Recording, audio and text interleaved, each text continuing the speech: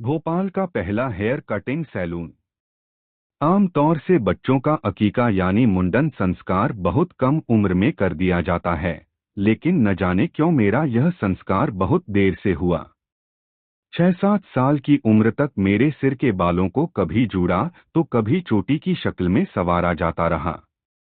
फिर एक रोज घर पर एक जश्न के माहौल में हमारे खानदानी ख्वास मिट्टूलाल जी को बुलाया गया और मेरे खूबसूरत गेसू अपने उस्तरे के जरिए सिर से उतारकर आंगन के एक पिंड में दफन कर दिए गए।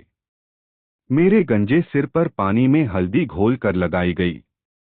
दूसरे दिन वह आंगन का पिंड जिसमें मेरे लंबे बाल कैद थे, होशंगाबाद जाकर नर्मदा नदी के हवाले कर दिया गया।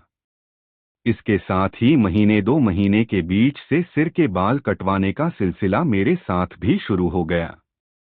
घर के तमाम लोगों के बाल काटने की जिम्मेदारी जनाब मिट्टूलाल जी की थी। वह हर दूसरे या तीसरे दिन बहुत सुबह के वक्त अपना टीन का छोटा सा दोपट वाला बक्सा लेकर आते और हमारे दादा मुंशी मोहनलाल साहब का खत बनाते, जिसे आज शेव करना कहते हैं, और फिर घर के बाकी लोगों का। उस जमाने में लोग आमतौर से खुद दाढ़ी नहीं बनाते थे। नाई लोग घर घर जाकर ही दाढ़ी और बाल काटते, नाखून काटते और मालिश भी करते थे। मिट्टूलाल जी बहुत उम्रदराज थे। वह दाढ़ी मूछ रखते थे और सिर पर साफा बांधते थे। उनकी पूरी दाढ़ी सफेद थी। हमारे घर के भी लोग मिट्टूलाल जी से ही खत बनवाते थे, सिवाय मेरे वालिद के। मेरे वालिद रोज अपनी दाढ़ी अपने हाथ से खुद बनाते थे, जो मेरे लिए बड़ी हैरत की बात थी। वह अपने बाल भी मिट्टू से नहीं कटवाते थे। इसकी वजह मुझे काफी बाद में समझ में आई। वजह यह थी कि उन्होंने शेरवानी पाजामा और साफा पहनना बहुत कम कर दिया था और पैंट कोट या सूट के साथ हैट पहनने लगे थे।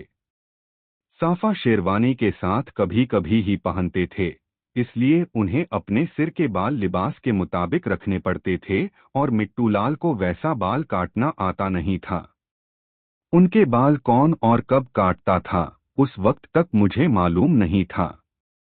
मेरे मुंडन के 2-3 महीने बाद जब मेरे बाल काफी बड़े हो गए तो मुझे मिट्टूलाल जी के सामने सिर झुकाकर बिठा दिया गया।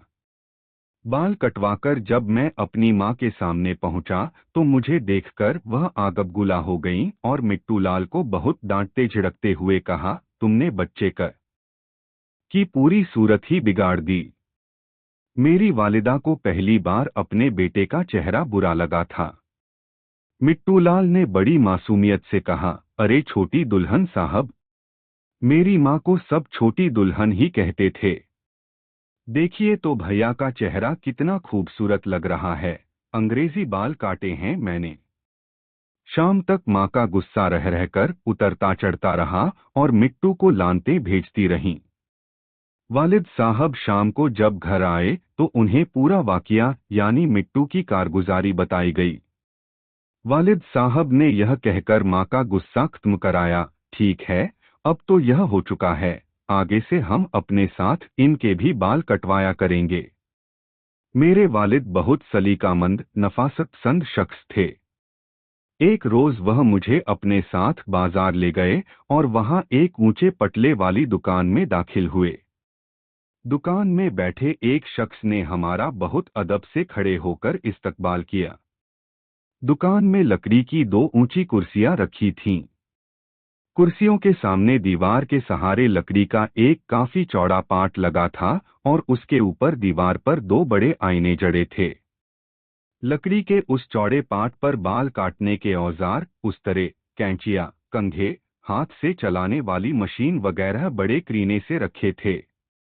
मुझे उस ऊंची लकड़ी की कुर्सी पर बिठाया गया और एक साफ सफेद चादर मेरे चारों तरफ लपेटकर गले पर बांध दी गई।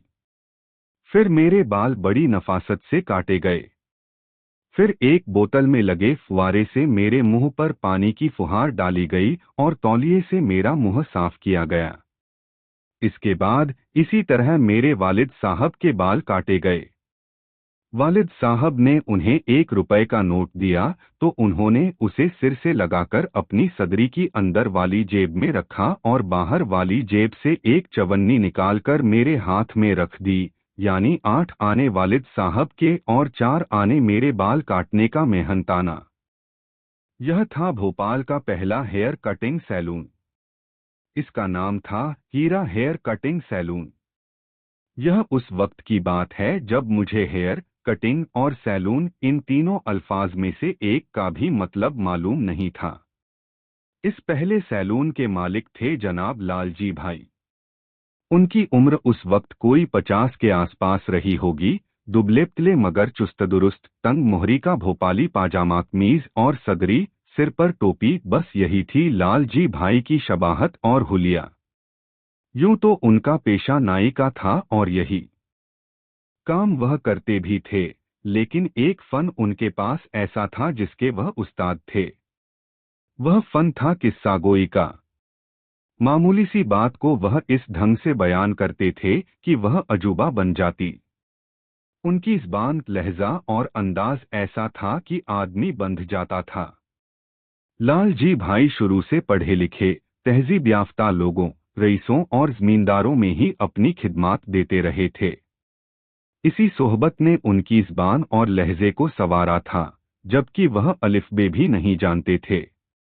अगर आप 2 घंटे उनके पास बैठ जाए तो वह सरदार दोस्त मोहम्मद से लेकर मौजूदा दौर के छोटे से छोटे मसलों तक से पूरी तरह अपडेट कर देते थे। जब तक लालजी भाई जिंदा रहे, मेरे वालिद उन्हीं से बाल कटवाते रहे। एक बार जब मैं कॉलेज में पढ़ रहा था, अपने वालिद के साथ लालजी भाई के सैलून पर गया। बाल कटवाने के बाद मैंने उन्हें 10 रुपए का नोट दिया तो उन्होंने 9.5 रुपए वापस कर दिए। मैंने उनसे कहा, लालजी भाई, आजकल तो 5-6 रुपए बाल कटवाने के लगते हैं। सुनकर वह जरा हंसे और कहा, मियाँ बरखुरदार, जब रुपए का 8 पसरी गल्ला आता था, उस वक्त भी आपके वालिद साहब हमें 8 आने ही देते थे। इन बातों को आप नहीं समझोगे। ऐसे थे भोपाल के पहले हेयर कटिंग सैलून के मालिक। यह सैलून बाद में सरस्वती प्रकाशन के सामने से उठकर लायल बुक डिपो के बगल में पहुंच गया था। लालजी भाई के गुजरने के बाद उनके बड़े बेटे चंदू ने सैलून चलाया। चंदू भी अपने वालिद की तरह ही लबोलहजा और ज़बान का मालिक और बाअदब शख्स था। लेकिन चंदू की मौत के साथ ही वह विरासत खत्म हो गई। यह तहरीर श्याम मुंशी की किताब सिर्फ नक्शे एकदम रह गए से ली गई है।